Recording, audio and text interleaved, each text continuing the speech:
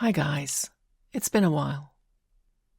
I thought today, it being Beltane, I would read you one of my favourite poems. The Rubaiyat of Omar Khayyam, translated into English by Edward Fitzgerald. Awake, for morning in the bowl of night has flung the stone that puts the stars to flight. And lo, the hunter of the east has caught the Sultan's turret in a noose of light. Dreaming, when dawn's left hand was in the sky, I heard a voice within the tavern cry, "Awake, my little ones, and fill the cup, before life's liquor in its cup be dry." And, as the cock crew, those who stood before the tavern shouted, "Open then the door! You know how little while we have to stay, and, once departed, may return no more." Now the new year, reviving old desires, the thoughtful soul to solitude retires, where the white hand of Moses on the bough puts out, and Jesus from the ground suspires. Iram, indeed, is gone with all its rose, and Jamshid, seventh ringed cup where no one knows, but still the vine her ancient ruby yields, and still a garden by the water blows. And David's lips are locked, but in divine high-piping pelvy with wine, wine, wine, red wine. The nightingale cries to the rose, that yellow cheek of hers, to incarnadine. Come, fill the cup, and in the fire of spring the winter garment of repentance fling. The bird of time has but a little way to fly, and lo, the bird is on the wing. And look, 1,000 blossoms with the day woke, and 1,000 scattered into clay, and this first summer month that brings the rose shall take Jamshid and Kaikobad away. But come with old Khayyam and leave the lot of Kaikobad and Kaikrosu forgot. Let Rustim lay about him as he will, or Hatim Tai cry supper, heed them not. With me along some strip of herbage strown, that just divides the desert from the sown, where name of slave and sultan scarce is known, and pity Sultan Mahmud on his throne. Here, with a loaf of bread beneath the bough, a flask of wine, a book of verse, and thou beside me singing in the wilderness, and wilderness is paradise enow. How sweet is mortal sovereignty, think some. Others, how blessed the paradise to come. Ah, take the cash in hand and wave the rest. Oh, the brave music of a distant drum. Look to the rose that blows about us, low laughing, she says, "Into the world I blow. At once the silken tassel of my purse tear, and its treasure on the garden throw." The worldly hope men set their hearts upon turns ashes, or it prospers, and anon, like snow upon the desert's dusty face, lighting a little hour or two, is gone. And those who husbanded the golden grain, and those who flung it to the winds like rain, alike to no such aureate earth are turned. As buried once, men want dug up again. Think in this battered caravanserai, whose doorways are alternate night and day, how sultan after sultan with his pomp abode his hour or two, and went his way. They say the lion and the lizard keep the courts where Jamshid gloried and drank deep, and Bahram, that great hunter, the wild ass stamps o'er his head, and he lies fast asleep. I sometimes think that never blows so red the rose as where some buried Caesar bled, that every hyacinth the garden wears dropped in its lap from some once lovely head. And this delightful herb, whose tender green fledges the river's lip, on which we lean, lean upon it lightly, for who knows from what once lovely lip it springs unseen. Ah, my beloved, fill the cup that clears today of past regrets and future fears. Tomorrow, why, tomorrow I may be myself with yesterday's 7,000 years. Lo, some we loved, the loveliest and the best, the time and fate of all their vintage pressed, have drunk their cup a round or two before, and one by one crept silently to rest. And we, that now make merry in the room they left, and summer dresses in new bloom, ourselves must we beneath the couch of earth descend, ourselves to make a couch. For whom? Ah, make the most of what we yet may spend, before we too into the dust descend. Dust into dust, and under dust to lie, sans wine, sans song, sans singer, and sans end. Alike for those who for today prepare, and those that after a tomorrow stare. A muezzin from the tower of darkness cries, "Fools! Your reward is neither here nor there." Why, all the saints and sages who discussed of the two worlds so learnedly are thrust like foolish prophets forth.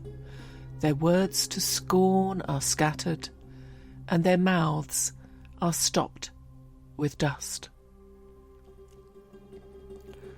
O come with old Khayyam, and leave the wise to talk. One thing is certain, that life flies. One thing is certain, and the rest is lies. The flower that once has blown forever dies. Myself, when young, did eagerly frequent doctor and saint, and heard great argument about it and about, but evermore came out by the same door as in I went. With them the seed of wisdom did I sow, and with my own hand laboured it to grow, and this was all the harvest that I reaped. I came like water, and like wind I go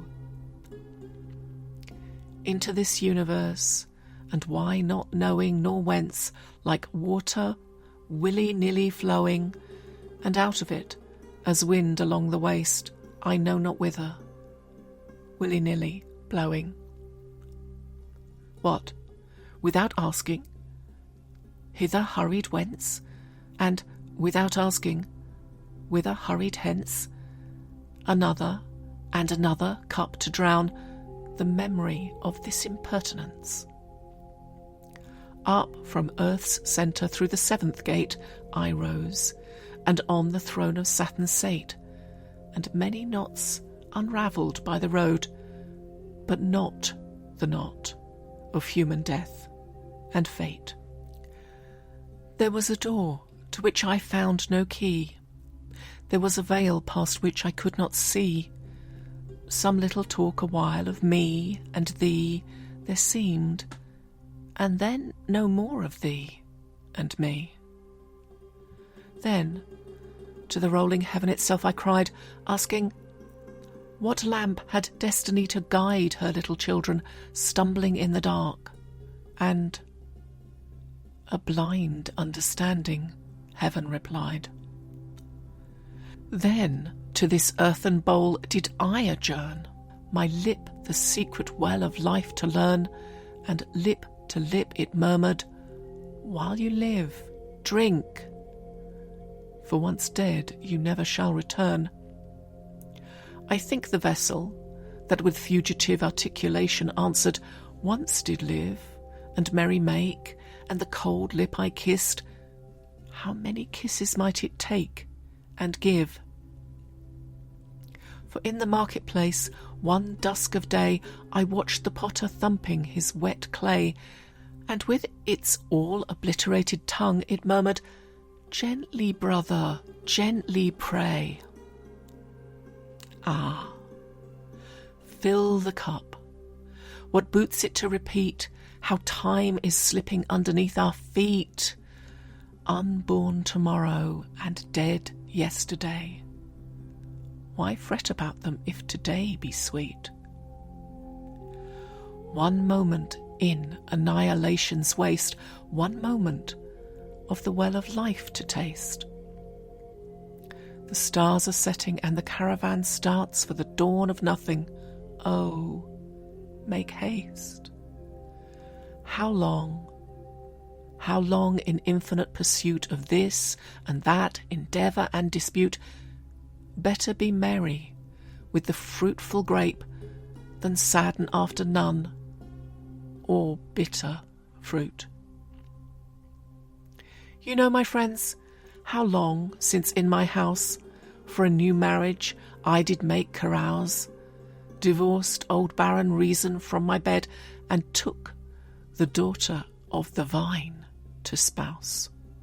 For is and is not, though with rule and line, and up and down, without I could define, I yet in all I only cared to know was never deep in anything but wine. And lately, by the tavern door agape, came stealing through the dusk an angel shape, bearing a vessel on his shoulder, and he bid me taste of it, and 'twas the grape. The grape that can with logic absolute the 72 jarring sects confute, the subtle alchemist that in a trice life's leaden metal into gold transmute. The mighty Mahmud, the victorious Lord, that all the misbelieving and black horde of fears and sorrows that infest the soul scatters and slays with his enchanted sword. But leave the wise to wrangle, and with me the quarrel of the universe let be, and, in some corner of the hubbub couched, make a game of that which makes as much of thee. For in and out, above, about, below, 'tis nothing but a magic shadow show, played in a box whose candle is the sun, round which we phantom figures come and go. And if the wine you drink, the lip you press, end in the nothing all things end in, yes, then fancy well thou art but what thou shalt be, nothing. Thou shalt not be less. While the rose blows along the river brink, with old Khayyam the ruby vintage drink, and when the angel with his darker draught draws up to thee, take that, and do not shrink. 'Tis all a checkerboard of nights and days, where destiny with men for pieces plays. Hither and thither moves and mates and slays, and one by one back in the closet lays. The ball no question makes of eyes and nose, but right or left as strikes the player goes, and he that tossed thee down into the field, he knows about it all. He knows. He knows.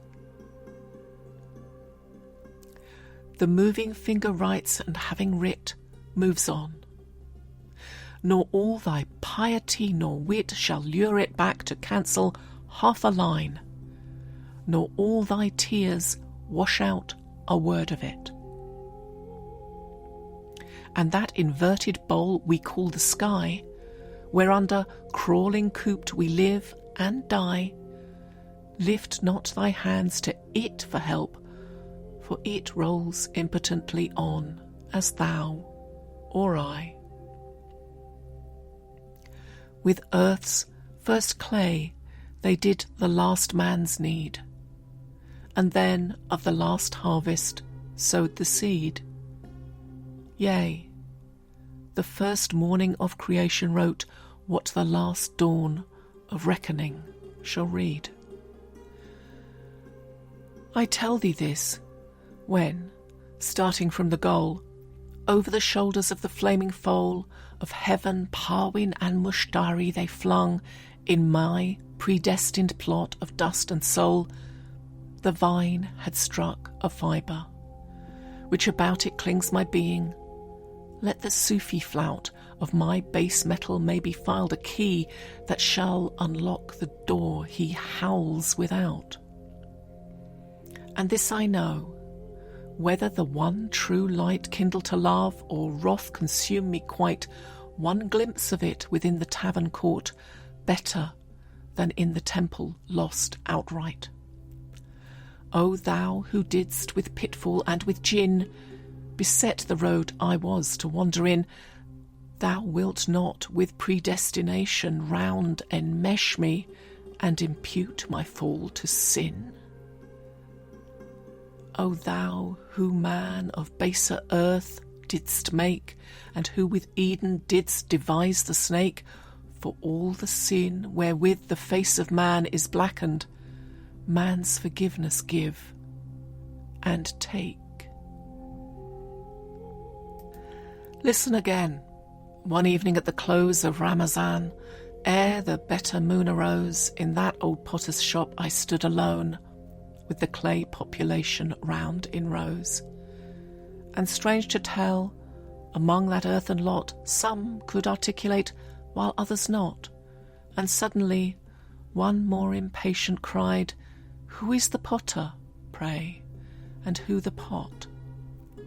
Then said another, Surely not in vain my substance from the common earth was taken, that he who subtly wrought me into shape should stamp me back to common earth again. Another said, Why ne'er a peevish boy would break the bowl from which he drank in joy? Shall he that made the vessel in pure love and fancy in an after rage destroy? None answered this, but after silence spake a vessel of a more ungainly make. They sneer at me for leaning all awry. What? Did the hand then of the potter shake? Said one, Folks of a surly tapster tell, and daub his visage with the smoke of hell. They talk of some strict testing of us. Pish! He's a good fellow, and 'twill all be well. Then, said another, with a long-drawn sigh, My clay with long oblivion is gone dry, but fill me with the old familiar juice, methinks I might recover by and by. So while the vessels one by one were speaking, one spied the little crescent all were seeking, and then they jogged each other, Brother, brother, hark to the porter's shoulder knot a-creaking. Ah, with my grape my fading life provide, and wash my body whence the life has died, and in a winding sheet of vine leaf wrapped, so bury me by some sweet garden side, that even my buried ashes such a snare of perfume shall fling up into the air, as not a true believer passing by, but shall be overtaken unaware. Indeed, the idols I have loved so long have done my credit in men's eyes much wrong, have drowned my honour in a shallow cup, and sold my reputation for a song. Indeed, indeed, repentance oft before I swore, but was I sober when I swore? And then came spring, and rose in hand my threadbare penitence a pieces tore. And much as wine has played the infidel, and robbed me of my robe of honour, well, I often wonder what the vintners buy, one half so precious as the goods they sell. Alas, that spring should vanish with the rose, that youth's sweet-scented manuscript should close, the nightingale that in the branches sang, ah, whence and whither flown again, who knows? Ah, love, could thou and I with fate conspire to grasp this sorry scheme of things entire, would not we shatter it to bits and then remould it nearer to the heart's desire? Ah, moon of my delight, who know'st no wane, the moon of heaven is rising once again. How oft hereafter rising shall she look through this same garden after me in vain? And when thyself with shining foot shall pass among the guests star-scattered on the grass, and in thy joyous errand reach the spot where I made one, turn down an empty glass.